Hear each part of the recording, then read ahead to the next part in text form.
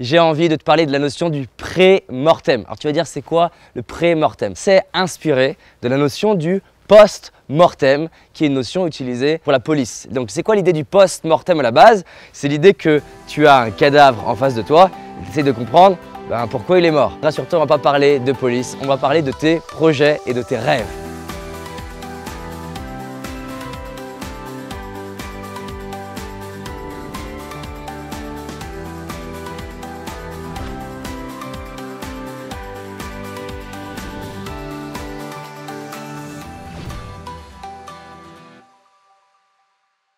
Salut à toi, j'espère que tu vas bien et que tu es en pleine forme. Aujourd'hui, j'ai envie de te parler de la notion du pré-mortem. Alors tu vas dire c'est quoi le pré-mortem? Mortem ça veut dire mort, pré ça veut dire avant. Donc le post-mortem c'est quoi? C'est en gros tu réalises que la personne elle est morte et tu essayes de te demander quelles sont toutes les causes qui ont pu générer la mort de cette personne pour pouvoir comprendre. Mais dans ton cas, c'est super intéressant parce que le post-mortem c'est après, le pré-mortem c'est avant. Sous-entendu c'est de se dire qu'est-ce qui pourrait faire que cette personne décède?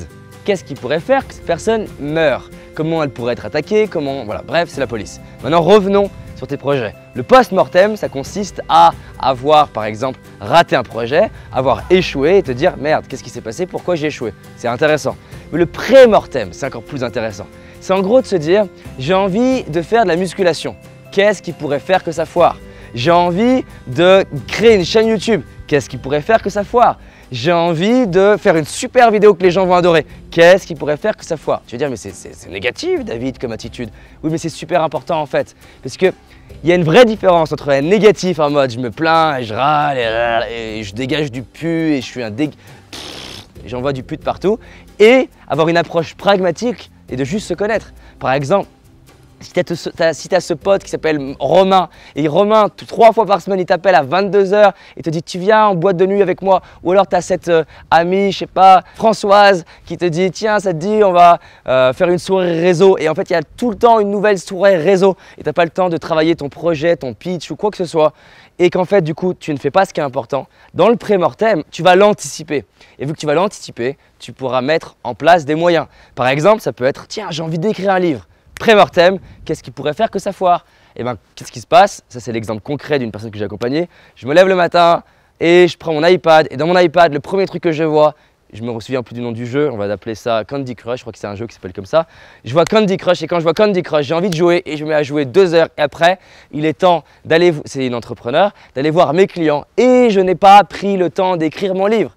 Et grâce au travail du pré-mortem, on s'est demandé, ok, qu'est-ce qui pourrait faire que ça foire? Elle me parlait du jeu vidéo. Et du coup, on a mis en place une stratégie par anticipation pour faire en sorte qu'il n'y ait pas l'iPad à côté d'elle, qu'il n'y ait pas le jeu vidéo à côté d'elle, qu'elle s'engage auprès de personne. Bref, c'était une stratégie sur mesure pour elle qu'on n'aurait pas pu mettre en place si on n'avait pas fait du pré-mortem. Et c'est la raison pour laquelle je termine tous mes coachings individuels avec du pré-mortem. Je leur demande à la personne, elle me dit ok, pour la prochaine séance, j'ai envie de mettre ça en place, j'ai envie de prospecter, j'ai envie de prendre mon père dans les bras, j'ai envie, je sais pas, de faire 30 jours sans gluten, j'ai envie de faire de la méditation. Ok.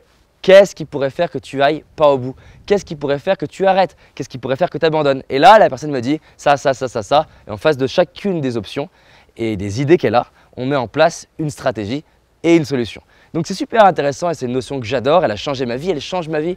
Et donc c'est super intéressant pour tes projets de te demander qu'est-ce qui pourrait faire que ça foire et de faire ton inspecteur de police, mais cette fois pas quand c'est mort. Sincèrement, revenons à l'idée de début, c'est quand même con de regarder un rêve et de se dire c'est mort. De regarder une relation et se dire c'est mort. De regarder une nouvelle expérience que tu avais envie de faire et de regarder c'est mort. De vouloir faire un voyage et de regarder c'est trop tard, c'est pas passé comme tu veux.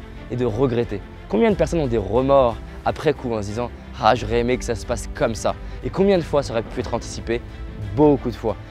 Et plein de fois la personne elle n'est pas en capacité d'anticiper juste parce qu'elle s'y est pas entraînée.